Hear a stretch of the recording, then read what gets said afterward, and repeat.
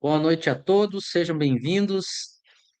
Estamos de volta depois de um período de férias deste projeto de quinta-feira, onde nós estudamos casos de histórias reais que estão no site revistaespírita.net.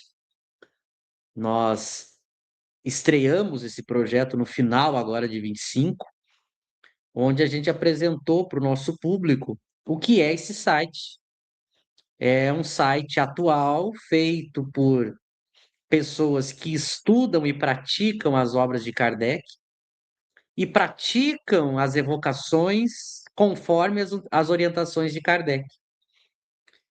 E eles começaram a divulgar o resultado ou parte do resultado dessas evocações.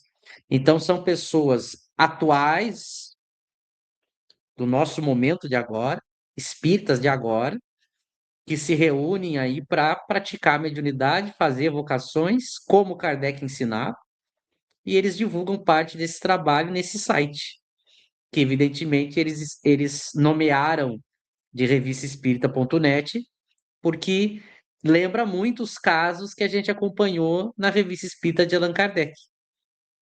Inclusive, eles evocam os espíritos que estavam com Kardec e, inclusive, o próprio Allan Kardec. Então, é um trabalho muito importante, porque resgata a maneira kardeciana, tanto de praticar a mediunidade, evocar, quanto também de divulgar as evocações. Por isso é importante a gente ler, aprender com eles, refletir também com eles, e também servir de estímulo, inspiração, apoio, para que a gente imite também e retome a prática que acontecia no século XIX, durante a época de Kardec, que as pessoas evocavam em todos os lugares e trocavam essas evocações entre os grupos e também com Kardec, que as divulgava.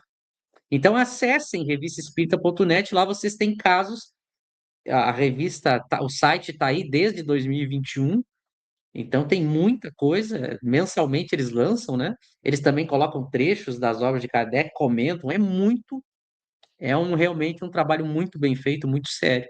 E a gente pegou um desses casos agora e a gente está aí já há algumas semanas tratando.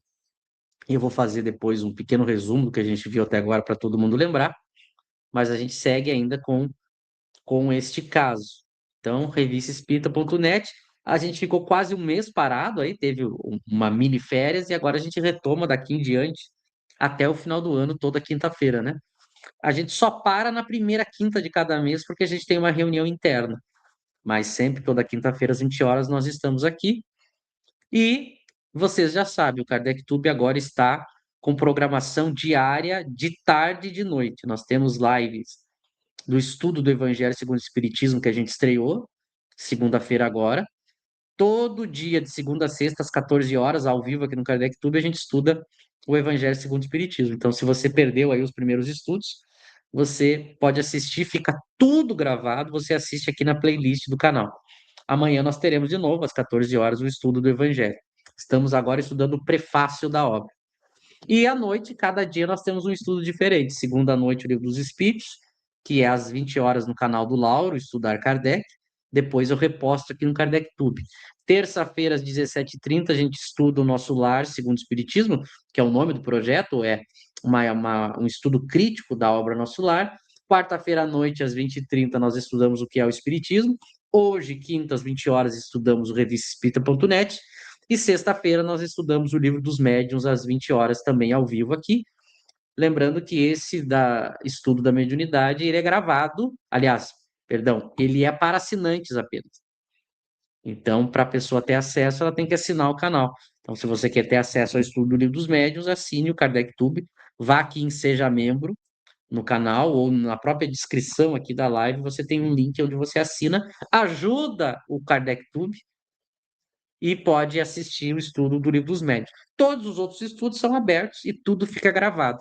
Quem não consegue assistir ao vivo pode assistir gravado quantas vezes quiser. Então, veja, a gente tem muito conteúdo sobre Kardec e a maneira que você tem de ajudar é assistindo, compartilhando, se inscrevendo no canal, curtindo e, quem puder e quiser, assinando o canal e assim a gente vai o ano todo aqui neste trabalho para tentar levar Kardec para mais pessoas. Dito isso, acho que não esqueci de nenhum recado. Se eu tiver esquecido alguma coisa, o Lauro me ajuda a lembrar. Eu tenho para toda esse projeto sempre a ajuda importantíssima do meu amigo Lauro, da qual eu passo a palavra também para dar os recados e dar boa noite. Obrigado, Michel. Boa noite para você, boa noite à galera aí do chat, a você que está conosco agora, você que vai nos assistir no futuro aí, né? Sejam todos, seja você muito bem-vindo. O Michel fez esse comentário da revista .net, eu quero tentar acrescentar aqui que se você ler, por exemplo, esse caso que nós estamos analisando aqui, que é a cura de uma obsessão de um caso de suposto pacto, né, que foi feito ali no passado, e que o resultado final nós vamos ver que foi um resultado positivo. Aí, lendo, vendo como o pessoal tratou o caso, e se vocês forem na revista espírita de Kardec, vocês vão ver uma semelhança muito grande. Os casos, esse caso aqui que nós estamos falando, é claro, os demais casos, se você buscar na revista espírita, você vai falar, nossa, eles fazem como era feito no tempo de Kardec. Como o próprio Kardec fazia, e grupos daquela época, outros tantos grupos também faziam, claro, sempre orientado pelos os guias dos grupos, das sociedades. Então, essa é a importância dessa divulgação da revista espírita.net, para que chegue para mais pessoas que ainda não conhecem esse trabalho, para saber que esse trabalho pode ser realizado dentro do próprio lar, em família, em reuniões íntimas, de pessoas simpáticas, de pessoas que se respeitam e que têm o desejo de se instruir com os bons espíritos, mas que ainda não sabem porque realmente foi escondido isso de todos nós. Né? Então, esse trabalho que está sendo feito pelo Kardec Tube, de divulgar a revista espírita.net, tem também esse objetivo de mostrar que todos, sem exceção, pode fazer uso da mediunidade em qualquer lugar. Volto a repetir, com respeito, com seriedade, com estudo, com a finalidade de instruir, é claro, e de ser útil, nunca com leviandade. Então, que tenhamos aí um bom estudo, Michel Macedo. Isso aí. Vamos aqui dar boa noite para os nossos amigos de sempre, né? O Luciano, a Estela, a Elaine, o João. O pessoal sempre lembra, o João também tem um canal onde ele produz conteúdo. Vão lá no canal do João, se inscrevam e também assistam às lives dele. O nome do canal tá aqui, ó, Espiritismo Kardeciano ou Kardeciano. Então coloquem no YouTube esse nome, se inscrevam lá no canal, é muito importante a gente apoiar canais kardecianos e assistam às lives. Eu sei que ontem ele falou sobre bênçãos e maldições segundo o Espiritismo. Então, quem quer saber sobre esse assunto, assista lá a live que o João fez ontem. A Fátima e a Lucimar. Tudo bem, sejam todos bem-vindos. Quem está assistindo depois gravado, quem está assistindo e não comentou, sejam todos bem-vindos. Bom, só para lembrar, antes da gente entrar no caso, fazendo mais uma propaganda aí do revistaespírita.net, esse site é tão extraordinário em qualidade que o artigo que saiu no mês de janeiro agora de 2026, então tá quentinho, é sensacional o artigo que eles publicaram lá no site. E eu já faço aqui para vocês ficarem curiosos, quem não viu, para depois ir lá. Você vai no site revistaespírita.net, digita assim lá no navegador que vai entrar no site. É uma história, isso é real, tá, pessoal? É uma história de uma dirigente espírita, de uma casa espírita, que seguia o modelo tradicional da casa espírita, seguia aí a literatura tradicional espírita, e ela morreu, e ela achava que quando ela morresse ela iria para o nosso lar, porque era isso que ela acreditava e seguia. E como ela não foi para o nosso lar, ela acreditava que não tinha morrido. Então era um espírito de uma espírita que morreu e não tinha percebido que tinha morrido. Ela ainda estava ali na casa dos familiares dela, aborrecida e infeliz, porque eles não respondiam mais, claro, eles não viam mais ela, mas ela achava que estava viva, e por que que eles não estão mais falando comigo? E aí o pessoal da revista Espírita.net vai evocar ela e mostrar para ela: você desencarnou, você não está mais no corpo. E ela, mas como se eu não fui para o nosso lar? Ela chega ao ponto de achar: meu Deus, e agora que eu morri, eu vou poder conversar com meus parentes, eu vou poder ficar na minha casa? Porque ela tinha a crença baseada em nosso lar que ela não podia estar ali, ela tinha que ir para alguma colônia. Olha o mal e a perturbação que essa obra causou numa dirigente espírita. Então, é a experiência de uma espírita que seguia essas obras pós-morte, que a gente ficou sabendo graças às evocações do pessoal do revistaespírita.net. E eles relatam o caso todo, eu só resumi, no mês de janeiro, agora de 26. Entrem lá e leiam, é muito importante para a gente ver aí a experiência demonstrando o mal que essas obras fizeram na vida prática das pessoas. Então, para vocês terem uma noção do que é esse site revistaespírita.net. Então, vamos seguir. A gente está num caso, ainda no mesmo caso, desde que a gente iniciou, que é a cura de uma obsessão, né? Aí desse esse relato de um código de honra, né? Foi motivada por uma violação do código de honra. Então, só para a gente lembrar rapidinho, antes de entrar no texto, para lembrar a todos vocês qual que é o caso. Lembrando que, assim como Kardec fazia, eles também não divulgam os nomes reais. As histórias são reais, mas eles não divulgam o nome real, que é justamente para não ferir a suscetibilidade, aí, a identidade das pessoas, né? Mas eles aproveitam um caso para a gente conhecer a história. É o senhor N, é um senhor que já é, inclusive, avô, de mais de 70 anos. Ele era já um senhor aposentado, mas ao mesmo tempo que era um aposentado, uma pessoa ativa. Um senhor ativo que, inclusive, frequentava academia, fazia caminhadas. E de uns anos para cá, ele começou a ter alterações de humor, né? Ele tinha aí momentos de muita alegria e momentos de irritação e tristeza. Começou assim. Depois, a história aí acontece mais ou menos entre o final de 23 até ali o período do final de 24, né? Agora, 2024, então vejam, é um caso recente. No final de 23, ele viaja para longe de casa para cuidar de um parente ainda mais idoso. E fica um período lá cuidando desse parente. Quando ele volta depressivo. Então, aquilo que antes era uma oscilação de humor virou uma depressão profunda. Ele passa a ficar só no quarto, não quer mais se alimentar, começa a falar em suicídio. Vejam tudo que foi acontecendo. E a esposa dele começa a ficar preocupada, porque ele era um senhor ativo. Eles não são espíritas, né? Mas os parentes dessa esposa, da esposa dele, são espíritas e evocam os espíritos. E essa esposa, então, desesperada por causa do marido, resolve pedir ajuda para os parentes espíritas, né? Olha, eu sei que vocês evocam lá os anjos da guarda, os espíritos bons. Por favor, me deem uma luz, peçam ajuda. Eu não sei, daqui a pouco ele vai cair mais em depressão e até tirar a própria vida.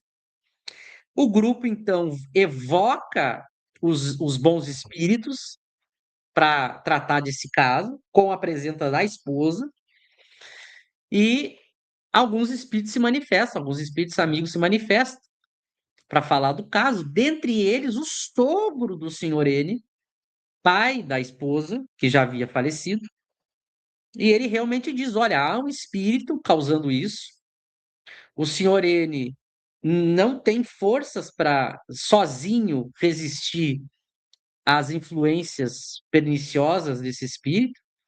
Se vocês não ajudar, ele vai acabar piorando e até fazendo algo pior.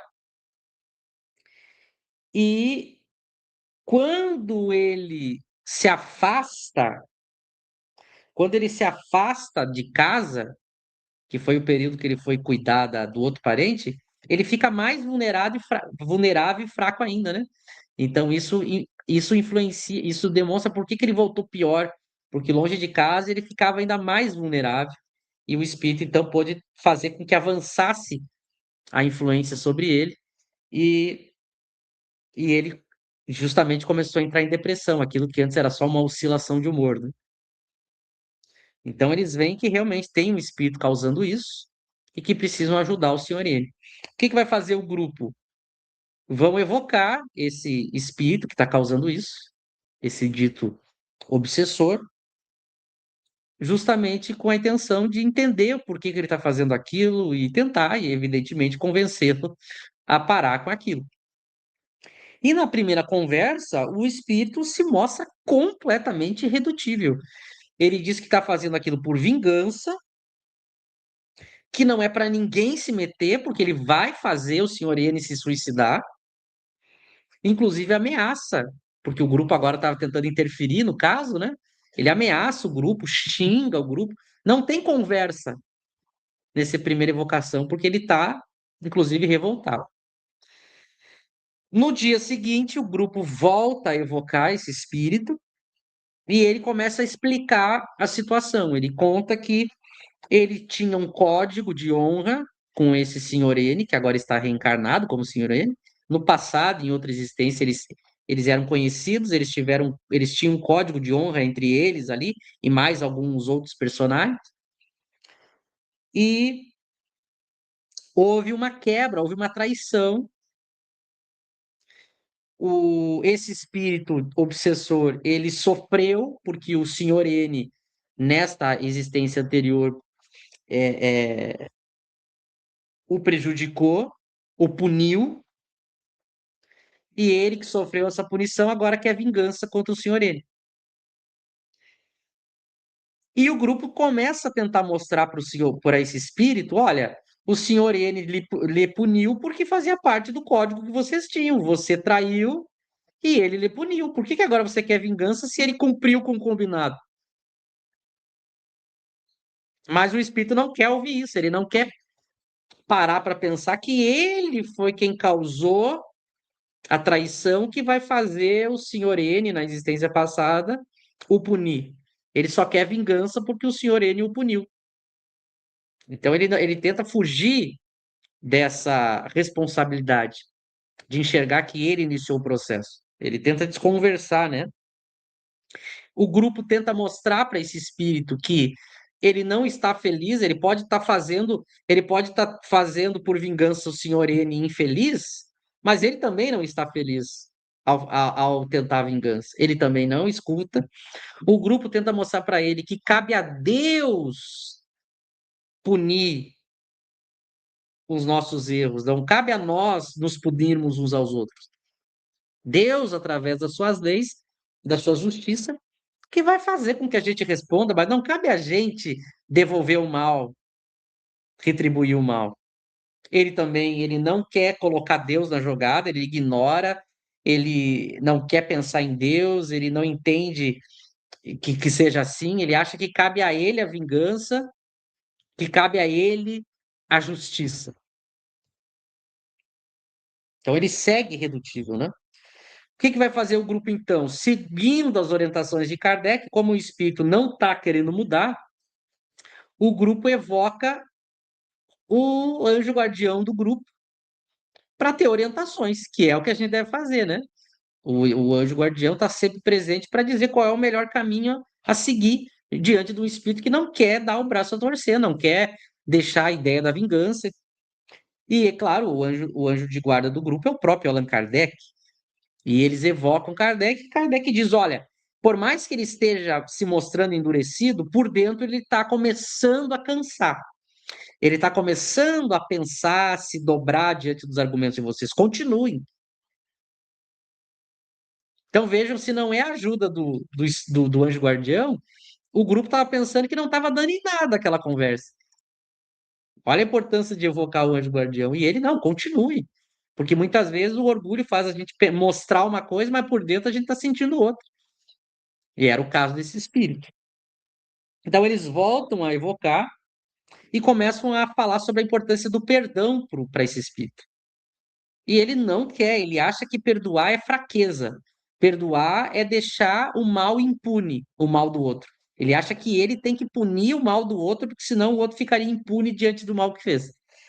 Ele não quer saber da ideia de perdoar. E aí o grupo evoca, chama para participar da conversa outros espíritos que participaram dessa história no passado, para mostrar para esse espírito que os outros envolvidos deixaram a coisa para trás e seguiram suas vidas e estão muito melhores. Então, ao ver isso, o espírito leva um choque, porque ele vê, aí ele chega a dizer, mas como que eles seguiram a vida deles, não procuraram vingança? Aí ele começa a perceber que ele ficou para trás remoendo aquela história, que ele podia ter perdoado e deixado. Então, isso mexe muito com ele e faz ele começar a pensar no arrependimento, no perdão, em Deus.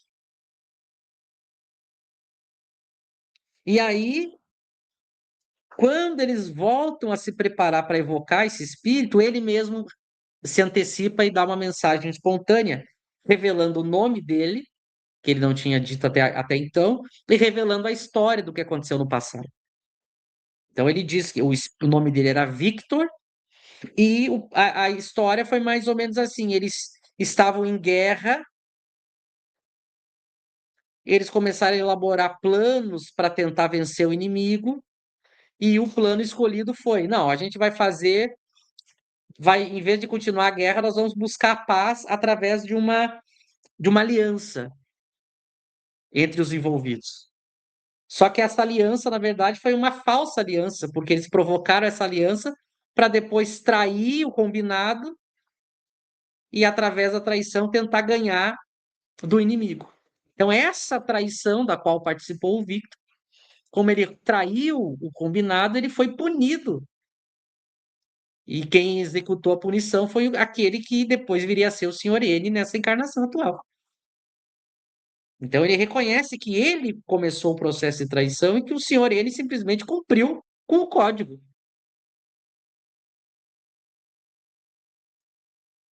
Então, ele desiste da vingança por reconhecer que os outros já deixaram isso para trás, que ele estava infeliz, que ele estava sofrendo também. Ele começa a desistir da vingança. E quando ele começa a ceder e desistir da vingança, o grupo entra em contato com a esposa do senhor Iene e ela diz: realmente, ele está melhorando, provando que são fatos verdadeiros, né? E o dia que eles conversaram com o espírito Victor, que ele cedeu, foi coincidentemente o mesmo dia do aniversário do senhor N. Então eles dizem que foi uma espécie de presente de aniversário. Então foi isso que a gente viu até aqui. Agora a gente vai ver a partir daí, agora com o Victor já disposto a mudar, arrependido, desistindo da vingança, a gente vai ver os desdobramentos. Essa é um resumo da história. Não sei se o Lauro quer colocar alguma coisa antes da gente seguir a leitura, mas eu passo para ele. Só destacar no que você falou, que não houve uma passividade por parte dos encarnados. O grupo, eles foram até a cidade, que era um pouco distante, acompanharam de perto o caso, sempre estiveram envolvidos. Não foi só assim, evoca, vamos receber aí orientações dos guias de Allan Kardec, ouvir o obsessor. Não, houve toda uma participação do grupo, como tem que ser, até para poder você verificar a real, o desenrolar do caso e a melhora, por assim dizer, do paciente, né? Se é que eu posso usar a expressão. Então, veja que é um caso realmente de todos participarem, encarnados e desencarnados. Michel. Exatamente, é literalmente um trabalho, né? Não é simplesmente chegou o espírito ali, falou qualquer história, eles deram um sermão no espírito e mandaram ele embora. Não, tem toda uma conversa diária, um uso racional de argumentos, a ajuda do anjo guardião e a constatação na realidade para ver se está dando efeito, né? Porque eles iam vendo, olha, o senhor N está melhorando realmente, sendo que o senhor N nem estava participando das sessões, mostrando que teve efeito.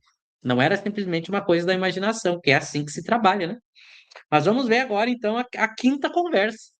É o que a gente vai ver hoje. Que aconteceu, olha como é recente a história toda. Dia 24 de outubro de 2023, nós já estávamos fazendo live, isso estava acontecendo, né? Então, diz aí o pessoal do Revista Espírita, nesta sessão, evocamos o espírito de Victor para saber suas notícias. Após uma tocante comunicação ditada por João Evangelista a respeito da importância das reuniões espíritas, ele ditou as seguintes palavras. Então, olha que interessante, né? Eles também receberam uma comunicação ali do Espírito João Evangelista. Isso agora, pessoal. Isso agora, é um grupo atual fazendo isso agora. Imagina, isso aqui na casa espírita não existe, né? As pessoas não evocam os espíritos assim. Mas é assim que a gente deve fazer. Então agora vamos ver o que que o Victor vai falar. Hoje venho a essa reunião não mais constrangido. E isso me permite ver o que não via em outros momentos quando aqui estive. Olha a mudança, né? Daquela revolta toda. Vejo uma claridade intensa e brilhante invadir essa sala. Ela se derrama suave sobre todos e uma grande alegria vibra no ar. Olha a visão do espírito, que bonito que ele estava vendo do lado de lá, né? Desculpe-me a admiração, mas confesso que jamais havia sentido tanto refrigério em minha alma.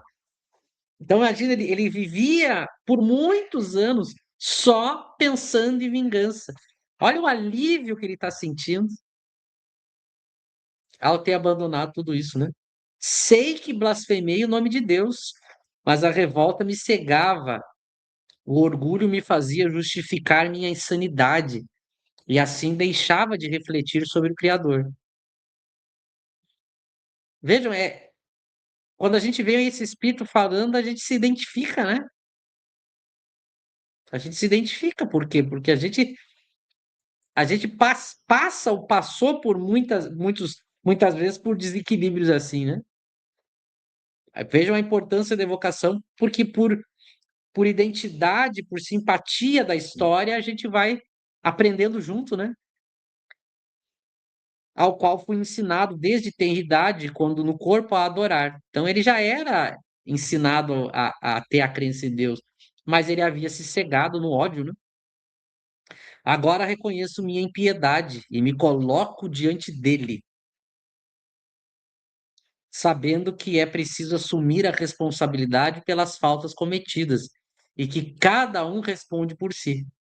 Então veja como a mudança, né? Porque ele finalmente entendeu que a nós respondemos individualmente, né? Que a gente não tem que gastar tempo preocupado com aquilo que é responsabilidade do outro, que é como a maioria das pessoas vivem, sempre preocupados com aquilo que é a responsabilidade do outro. Mas gaste o tempo para fazer o que é útil para o seu progresso. Porque você responde por si. Antes ele só falava das atitudes passadas do senhor N, das atitudes. Ele não falava da parte dele. Agora ele não, ele está preocupado realmente em tratar dele. Quando a gente finalmente olha para a gente e passa a cuidar da vida e do progresso da gente, a gente se liberta. Porque a gente está sempre tentando fazer com que o outro faça alguma coisa, pense alguma coisa, mas não. Agora ele se libertou, né? Ouço-me dizerem os vossos guias que a mesma coragem da qual me servi para combater o que eu entendia ser o mal, agora preciso buscar para vencê-lo em mim mesmo. É a coragem do soldado na batalha, mas de antemão já vislumbra a vitória. Agradeço por se ocuparem comigo. Olha que interessante. A mesma força que ele colocava a mesmo empenho e coragem que ele tinha para tentar se dedicar ao mal, agora ele vai usar para atacar o seu mundo íntimo, o seu progresso. É esse o ensinamento que a gente tem que tirar. Essa energia, esse tempo que a gente gasta preocupado com as ações do outro, a gente tem que usar para o nosso progresso, para nossa melhoria. A gente passa o tempo todo tentando convencer, mudar, exigir, cobrar, cuidar, falar, fofocar. As pessoas gastam um tempo tremendo cuidando da vida dos outros e dizendo que não tem tempo. Mas se você parasse de cuidar do que não é da sua conta, você teria tempo para cuidar da sua vida, que é toda bagunçada. Você que é cheio de conflitos, desequilíbrios, coisas para conquistar, coisas para aprender. Olha a sabedoria dos guias dizendo para ele: você não era corajoso para buscar vingança? Seja corajoso agora. Só que agora você vai ser corajoso para enfrentar a si próprio, para vencer as suas más tendências, para progredir. Então, é a sabedoria dos espíritos e saber orientar o espírito, né? Porque aí mesmo no mal, ele mostrou que tinha força, persistência. Então, por que que agora você não usa isso para o bem? É assim que a gente deve fazer. Aquilo que se você tinha empenho e dedicação para fazer coisa errada, então significa que você tem empenho e dedicação. Agora use isso para fazer o bem, para progredir, para mudar, para melhorar. É sensacional, né? E olha a data, né? 24 de outubro de 2023, é muito perto da gente essa história, né? Laura, Michel, sabe o que me chamou muita atenção aqui quando esse espírito vai se comunicar? Vejam que ele se limita a dizer o que ele vê é uma claridade. Em momento algum, ele não vai fazer descrições materiais do mundo espiritual, ele vai sempre falar da questão moral. Sabe? Eu falei assim, veja, né, a diferença numa comunicação, quando você lê algum romance, por exemplo, mediúnico, que aí o espírito arruma toda uma firula, todo um monte de arsenal de coisas materiais, do mundo espiritual, que você vê aqui que ele, em momento algum, ele vai realmente reconhecer a necessidade de encontrar forças para vencer a si mesmo, porque os espíritos, né, como você bem ressaltou, guias, deixaram isso claro para ele. Isso me deixou assim, como que eu vou dizer para você, me chamou a atenção, sabe? A diferença do que a gente vê aí normalmente e observar essa comunicação. É isso que eu queria destacar aqui, Michel. exato, por isso que os casos práticos tocam muito mais, né? As histórias reais tocam muito mais. Mas, claro, tem que ser histórias reais baseadas em Kardec. Se vir com fantasia, não fala a razão e o coração, porque é fantasia. Quando a gente pega evocações reais de espíritos sofrendo coisas que muitas vezes a gente sofre. Quem é que nunca ficou com mágoa, com ódio e até com pensamento de vingança de alguém? Quem é que nunca foi ferido duramente por alguém? Aí você vê um espírito contando isso num grau muito mais elevado. Então toca muito mais de perto esses casos reais. Por isso a evocação cotidiana dos espíritos, tanto dos guias, porque veja as orientações que eles dão, quanto desses espíritos reais. Não um espírito contando história fantástica e fantasiosa que não ensina nada. Imagina a gente evocando os nossos parentes, E eles nos dizendo: olha, eu estou passando por isso, por isso, por isso, por isso, por isso. Mude, fulano, porque olha como é que eu estou agora. Ou a gente ajudando eles. É impressionante. E a gente tem um recurso para fazer isso, que são as aulas de Kardec. Você pode evocar os seus parentes e fazer isso aqui. Ter notícias e ajudá-los, ou se ajudar. Muito bom.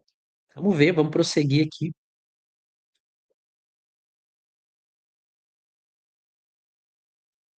Agora a gente vai ver. Ah, tem uma observação, né? Observação: a presença dos bons espíritos nas reuniões toca as almas de espíritos e homens que dela participam.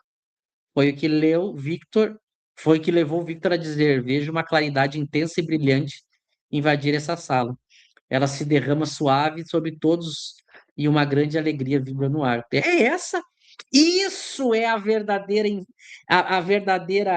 luz do ambiente familiar. Quando eu evoco os espíritos superiores para estarem dentro da minha casa. Isso que é iluminar o ambiente familiar, que as pessoas inventaram que é fazer o evangelho no lar, como se abrir um livro e ler por si só trouxesse luz e proteção. Aqui está a verdadeira luz que você pode trazer.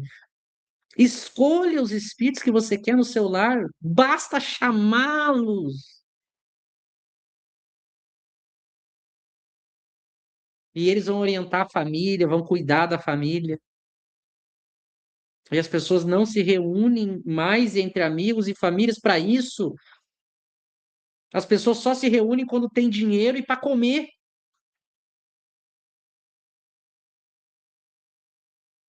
As pessoas só se reúnem para encher o bucho. E quando tem dinheiro. Parece que se não tem um dinheiro extra, a gente não pode se reunir em família, fazer reuniões, confraternização e chamar os espíritos superiores para aconselhar. Não é à toa que o mundo e as famílias e os casais estão do jeito que estão, porque as pessoas só se preocupam ou em encher o bucho, ou em momentos de lazer, ou só trabalhar para conquistar coisas.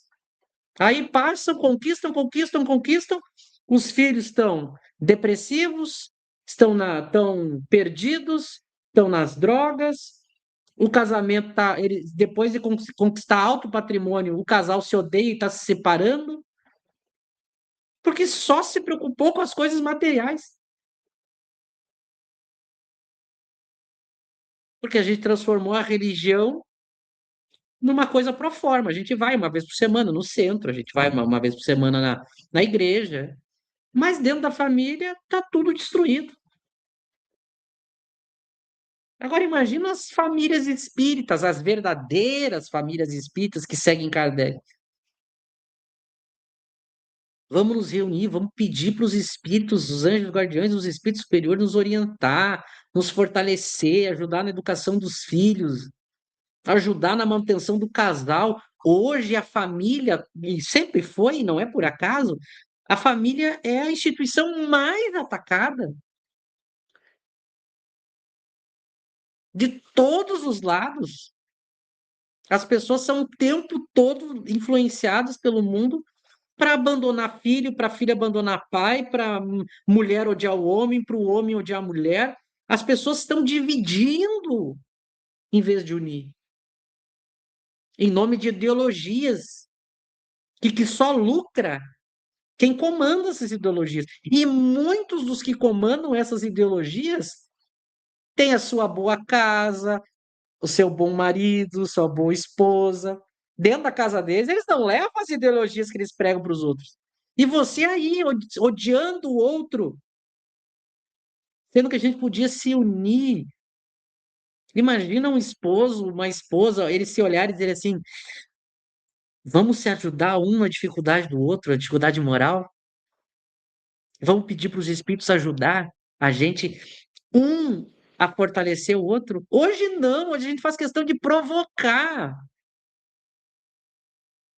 A gente faz questão de provocar. Se um sabe da fraqueza do outro, a gente provoca ainda, debocha, em vez de se ajudar.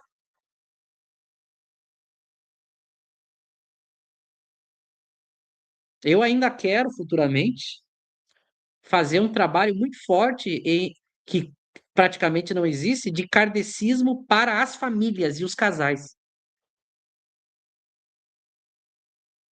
Porque a gente vê que o mais atacado hoje são os jovens, porque eles têm que aprender a odiar os pais,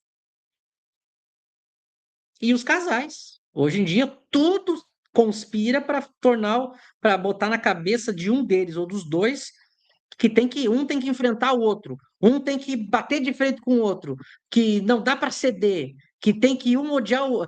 Vejam, a gente pega aí filmes, séries, textos, tudo é contra a família.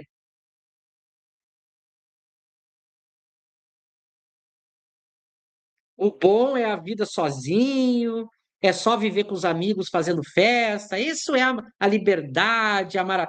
É assim que é pintado e colocado na cabeça já dos jovens. Ajudar o outro, fortalecer, se unir é fraqueza, é ser submisso, é errado. E as pessoas, então, são mergulhadas umas contra as outras. Imagina essa esposa que procurou ajuda para o senhor N.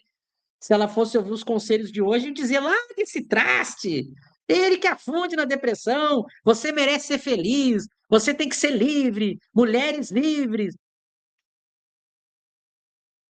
Graças a Deus, ela foi pedir ajuda pelo marido, por amá-lo. Olha quanta coisa isso gerou. Salvou um espírito, salvou um marido. Com certeza agora ela vai ter laços muito maiores com os espíritos, porque ela não era espírita, mas viu o resultado das evocações. Olha quanta coisa. Se fosse a época do vale tudo para ser livre, problema o outro que se dane, tinha acabado uma família.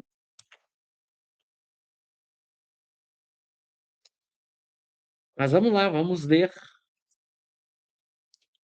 Agora os espíritos vão avaliar o caso, né? Sobre toda essa história.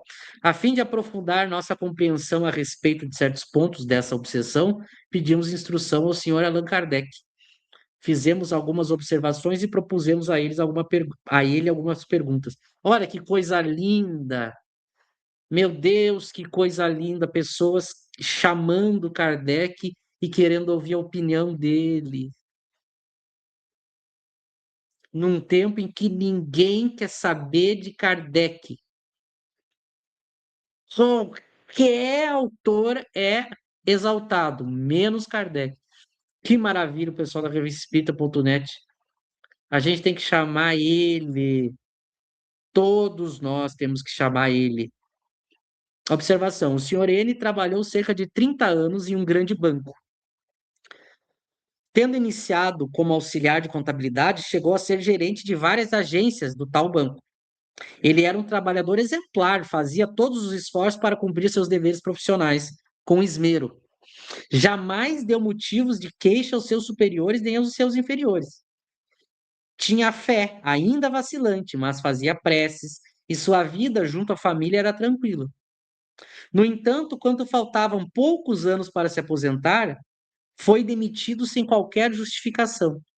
Olha que golpe, né? Para uma família, aquele pai de família sofreu uma demissão sem justificação, né? Isso levou a um estado de alma deplorável.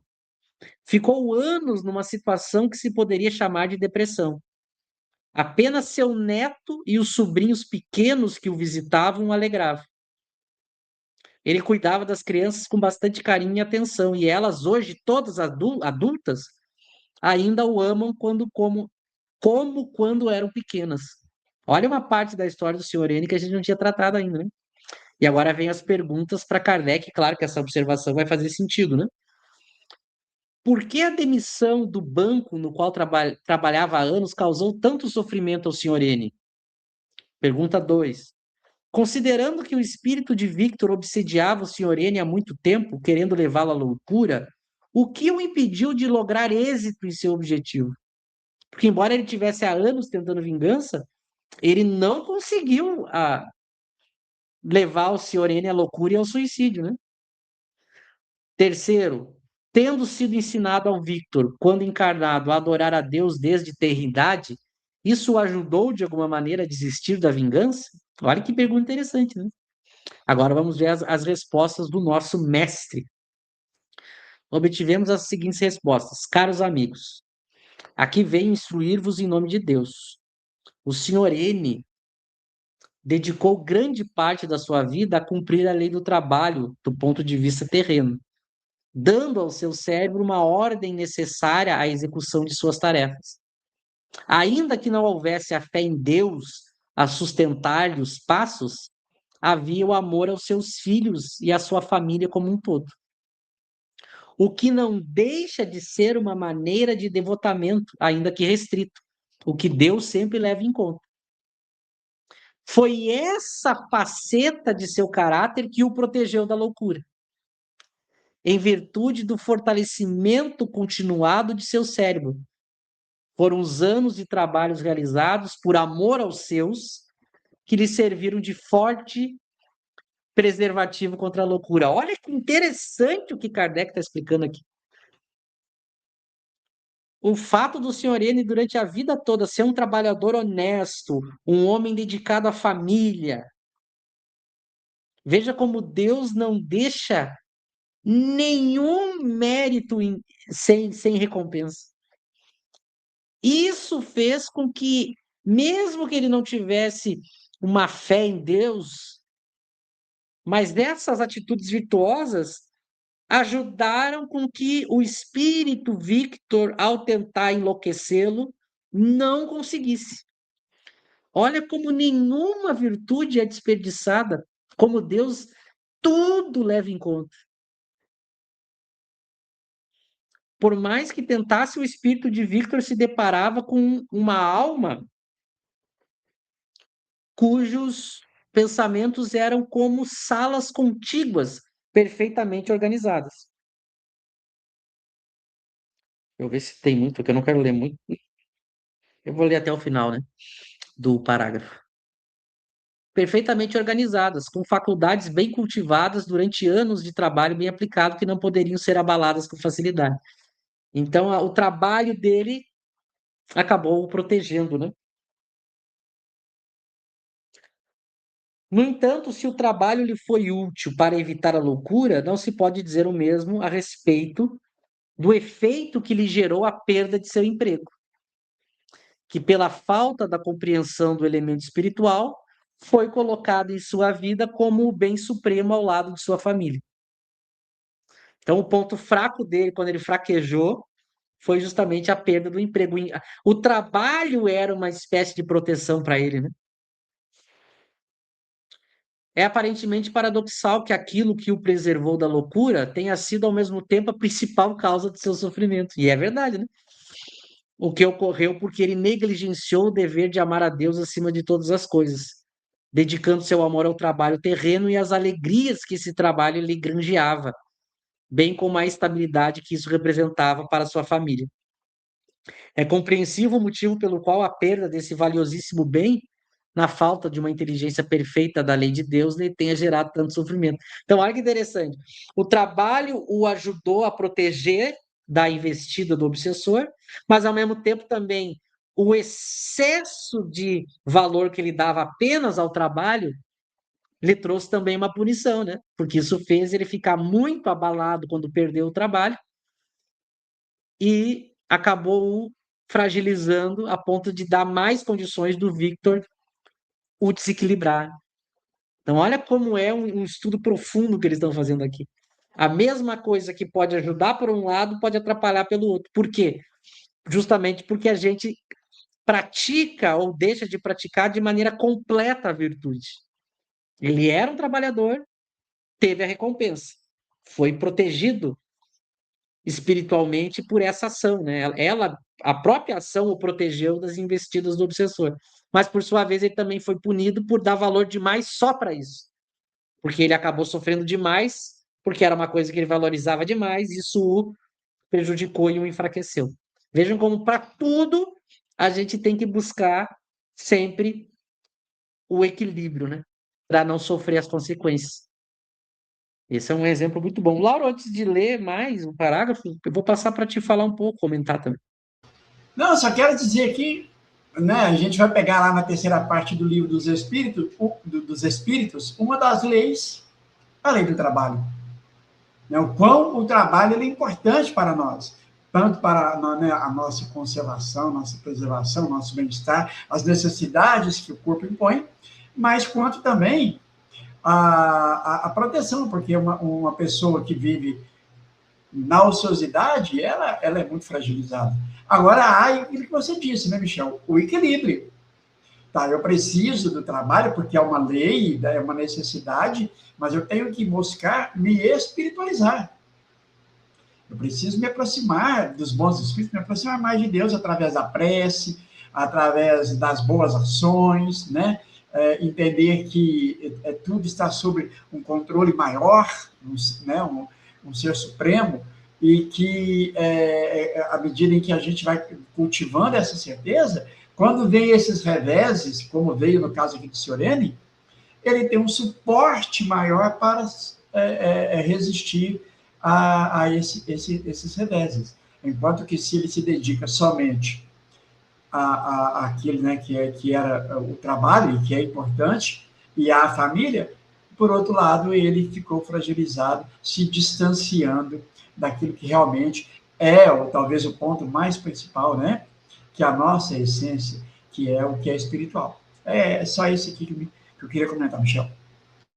Exatamente. A gente precisa do trabalho, então quem não trabalha está mais fragilizado, né? E não é à toa a frase popular, né? Mente vazia, casa do diabo, né?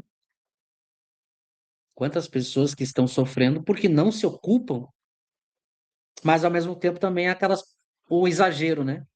A pessoa que acaba valorizando só o trabalho material e aí quando vem algum abalo material, ela se desestabiliza moralmente, e emocionalmente. Que é como eu comentei, as pessoas em geral elas estão muito preocupadas, não há nenhum problema em você se preocupar com o bem-estar, com a matéria, com o dinheiro, com fazer patrimônio, não há nenhum problema nisso. Muito pelo contrário, o Espiritismo valoriza isso. Agora, o problema é que a gente se dedica só a isso e não cuida da parte moral e espiritual. E aí, basta a gente ver as famílias. A gente vê as famílias muito bem estruturadas, muitas delas materialmente, e está destruída a família. Então, o Espiritismo também serve para fazer a gente pensar para isso. Você tem que reservar um tempo. Nem sempre ganhar um pouco mais, conseguir uma promoção, vai ser a melhor opção. Porque você tem que levar em consideração e as outras partes. Quantos casais, quantas famílias que viviam muito bem naquela condição material e daqui a pouco exageraram na ambição. Aí conquistaram muito mais e a família se destruiu. Percebe? Esses pontos que às vezes essa parte da moral espírita que é pouco tratada, as pessoas não pensam nisso, nem o meio espírita trata disso, né? Porque o movimento espírita está preocupado com o nosso lar, com comida fluídica, com umbral, com não sei o quê, as pessoas não cuidam disso, né? E a outra parte do movimento espírita está preocupada com política. Vejam, essas questões importantíssimas que a gente devia estar tratando, e graças a Deus agora a gente começou o estudo do Evangelho segundo o Espiritismo, nós vamos tratar disso. O Espiritismo é um poderoso auxiliar da família, um poderoso auxiliar da família, porque ele vai na contramão daquilo tudo que a gente está vivendo hoje. Hoje a sociedade é impressionante. Quem tem aí adolescentes próximos, eu conheço alguns, eles são bombardeados para odiar a família. Odiar a família. Quanto mais eles odiarem a família e se afastarem da família, em nome de uma liberdade, que se usa o pretexto da liberdade, né, para tudo, daí você vai ser livre. Há muitas famílias que você ouve os jovens falando que minha família é horrível, minha família é o termo da moda, né? Minha família é abusiva, é tóxica. Aí você vai ver a família que ela chama de abusiva e tóxica é a família que educa, que põe limites, que diz o que é certo e o que é errado.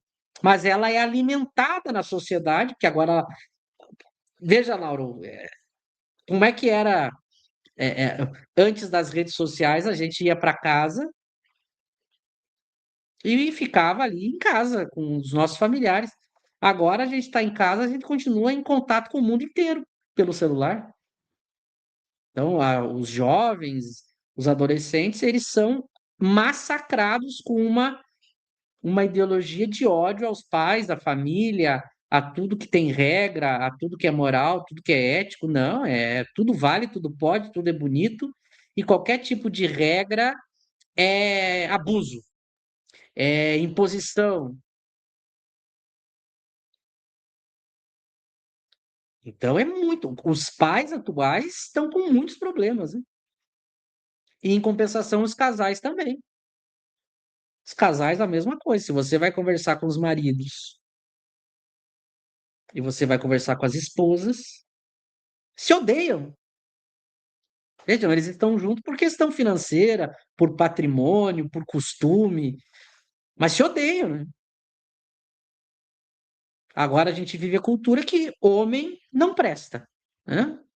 Homem é ruim, mal, é o lobo mau por natureza. A gente está vivendo isso. Então, são todas ideias para acabar com a família. Por quê? Porque a família é o que lhe protege. Todas as pessoas que são fortes e equilibradas, elas vão ter um lar equilibrado. A fortaleza das pessoas é a família. Então, não é à toa que a família é aquilo que vai ser mais destruído, aquilo que vai ser mais atacado. É uma tática, é uma tática de dominação do mal, né? Você acaba com a moral, você acaba com a família, você acaba com tudo, em nome da liberdade. E aí, depois que você for livre, não tem nada. É vazio, depressão, loucura. Aí a pessoa lá no final da vida, ela diz: ai, como eu queria ter alguém, um companheiro, uma companheira, como eu queria ter filhos, netos. Só que ela ficou 50 anos iludida com sendo alimentada com essas ideologias. Aí lá no final da vida ela vai morrer sozinha, daí ela vai se arrepender. Mas o espiritismo tem um papel, né? Porque o Espiritismo vai falar da lei da família, que eu não vejo ninguém tratar no movimento espírita. Quando a gente vai ver, quando a gente vai ler as leis morais lá no Livro dos Espíritos, as pessoas não comentam, eu não vejo os espíritos comentando isso. É uma lei moral. É uma lei moral.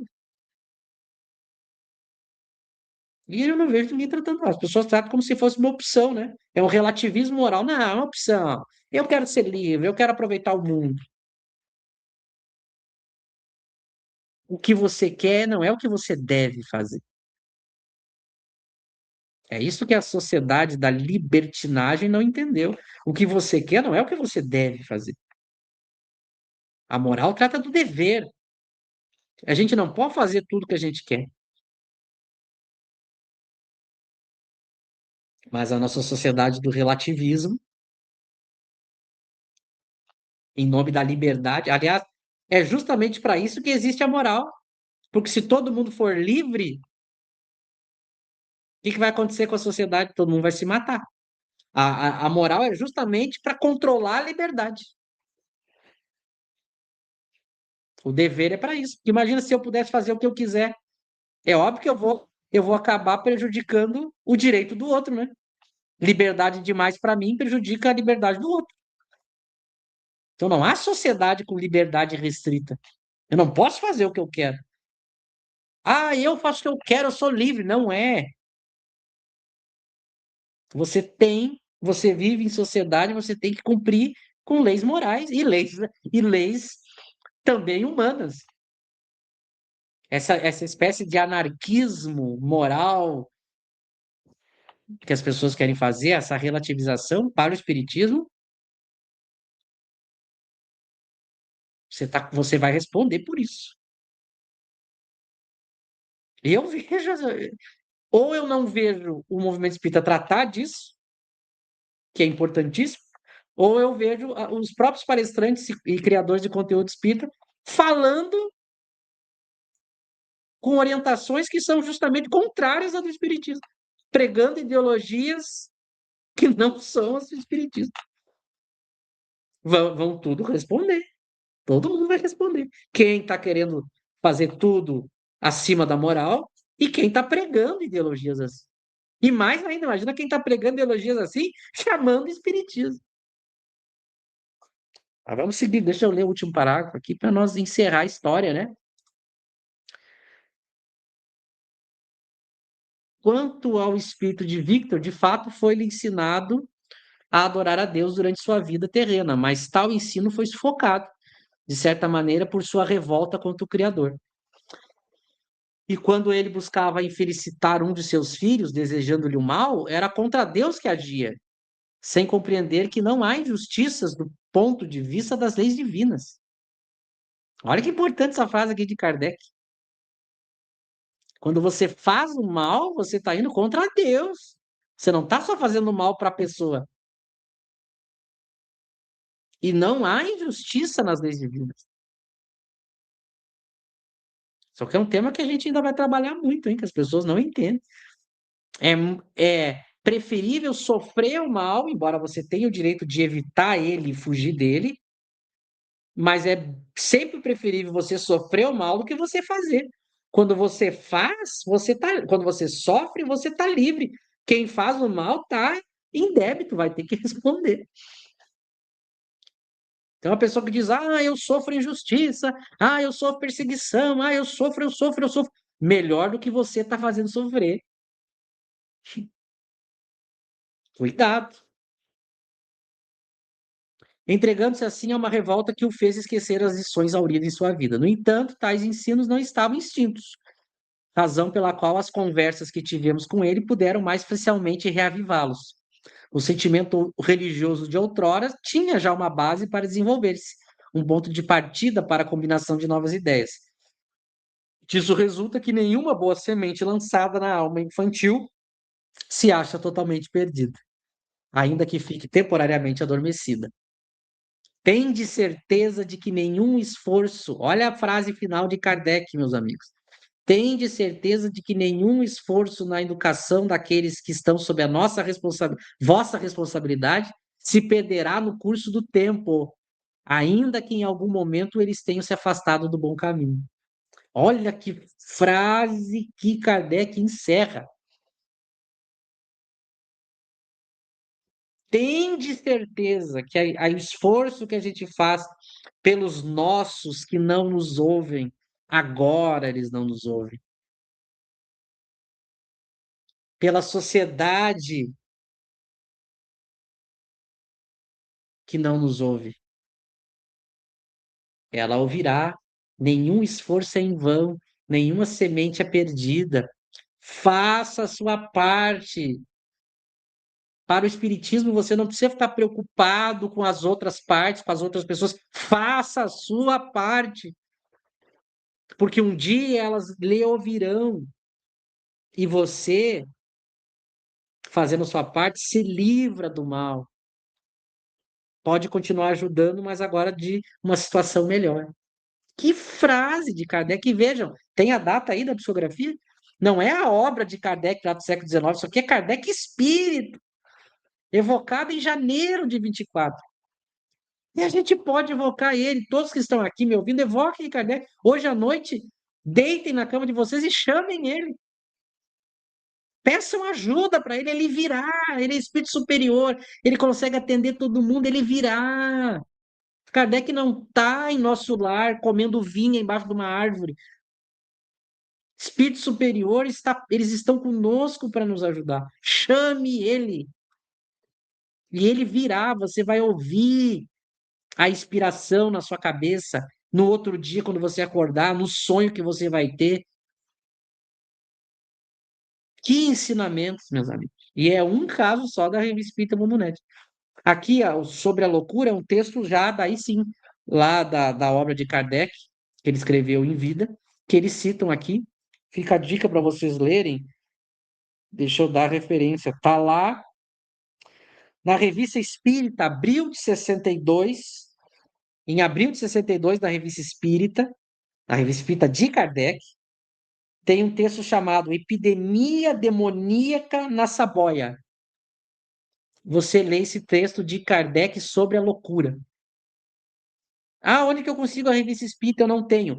No site, de graça, no kardecpedia.com, você vai lá na Revista Espírita de 1862, mês de abril, pega esse texto para você ler Kardec falando lá na época dele, aqui foi em espírito, mas ele tratando da loucura. Então, nós chegamos ao fim desse primeiro caso e vejam que emocionante, que fantástico, que ensinamento que a gente tem para pensar, estudar, compartilhar e aplicar e evocar também nos nossos casos. É muita coisa é emocionante, empolgante que a gente tem. A gente tem que usar, em vez de ficar perdendo tempo com espírito de terceira ordem, espíritozinho de movimento espírita que só diz bobagem. Laura, eu passo para ti para fazer as considerações e também para se despedir. Não, Michel, volta só a compartilhamento aí, por Bota, gentileza.